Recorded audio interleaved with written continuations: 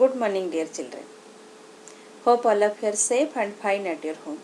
Success does not come from what you do occasionally, but what you do consistently. Okay, with this beautiful quotation, we'll start our lesson. We are studying about internet basics and about protocols. Previous class we have learned about one protocol, that is your HTTP, that is Hypertext Transfer Protocol. So today about Hypertext Transfer Protocol Secure. So one extra word is attached here, that is your secure. So let us see what this word does. Okay, this protocol ensures the security of the text or information being transferred over www. Okay, that means it gives security to the text and information. How? With regular HTTP protocol, the text and information being transferred flows from server to browser directly without any encryption, which means it can be easily stolen, and stolen means it can be hacked by the hackers. Okay, so but what is this encryption then? The process in which the actual text and information is converted into some code words using a specific type of technology called SSL, Secure Socket Layer. Okay, that means you must have seen whenever you are giving important information like your user ID, your password, debit card information, credit card information, you will find whatever data you are giving from the keyboard, that original data is not appearing on the screen. Rather it appears in some other form, like in the form of hash symbols, in the form of star, form of dots. So that is encryption when it will convert it to some other form.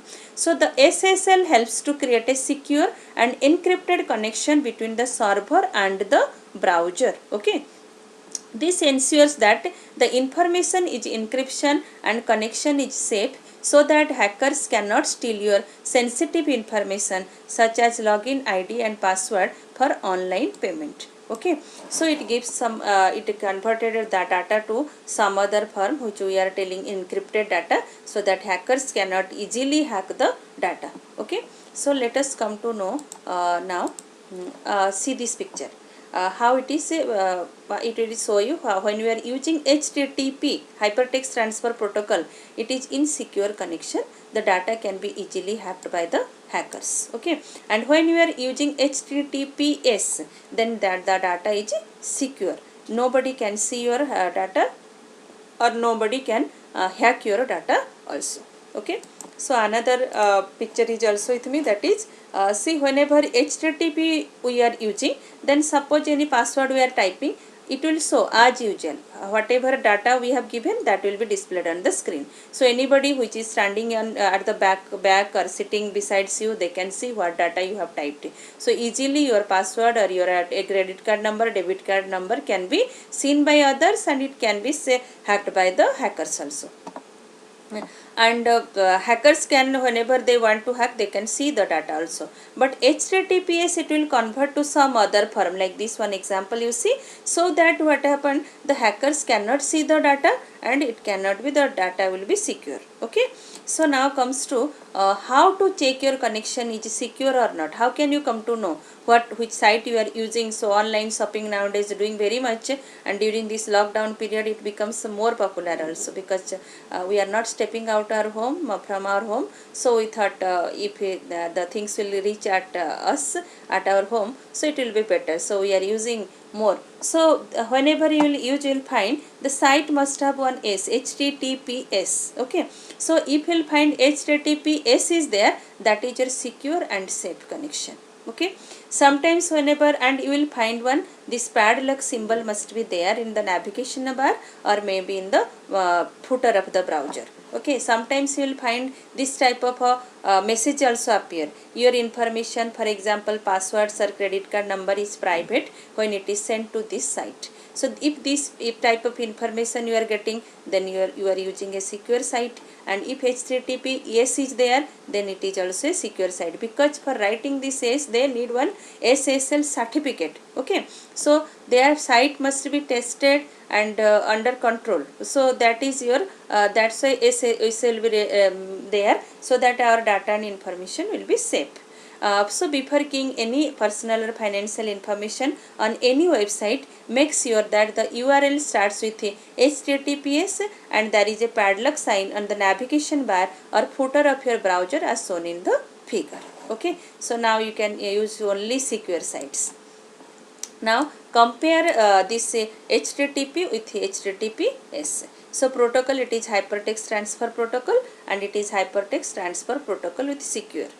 And security, it is less secure as I told, as the data can be vulnerable to hackers.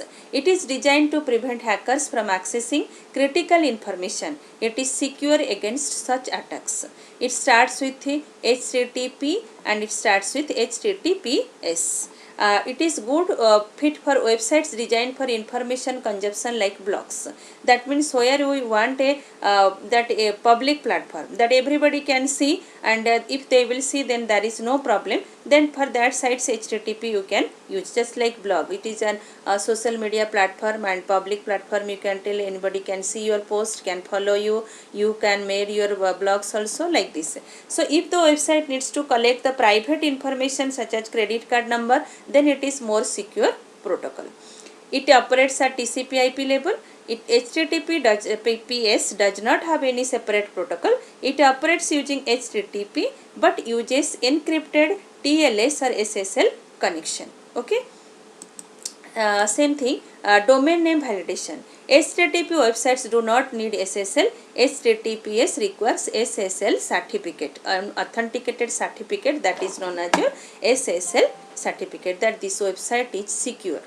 Data encryption. HTTP website does not use encryption. HTTPS website use data encryption. Speed, it is fast and it is slower than HTTP. So these are the points between differences which using which we can differentiate between HTTP and HTTPS. Okay. So some other protocols come to learn, means let us learn. That is your TCP/IP, transmission control protocol, and internet protocol. See, actually these are two protocols, separate protocols. TCP is one protocol and IP is one protocol, but they work always combinedly. That's why we write like this always, TCP/IP. What work they do? That is their communication over internet.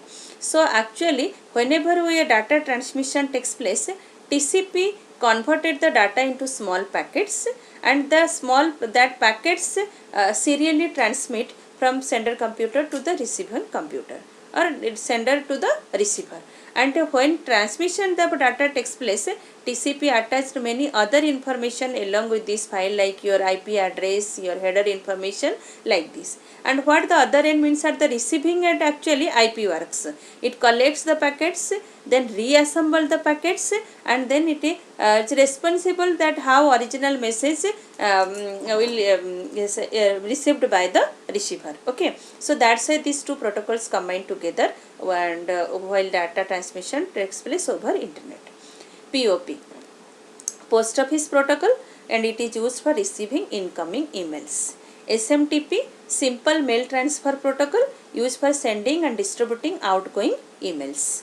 FTP, File Transfer Protocol, transferring files from one machine to another. That you know, whenever we are doing uploading and downloading, we are receiving files, downloading the files, and when you are uploading the files, that time this FTP protocol works. VoIP, Voice over Internet Protocol, making calls on internet, where your WhatsApp calls and other calls, whatever you are doing using internet, so for that VoIP is used. Okay, making calls on internet. So these are the protocols generally we use in our daily life. Okay, so we come to the end of the chapter, almost everything covered, and you can go through your book also.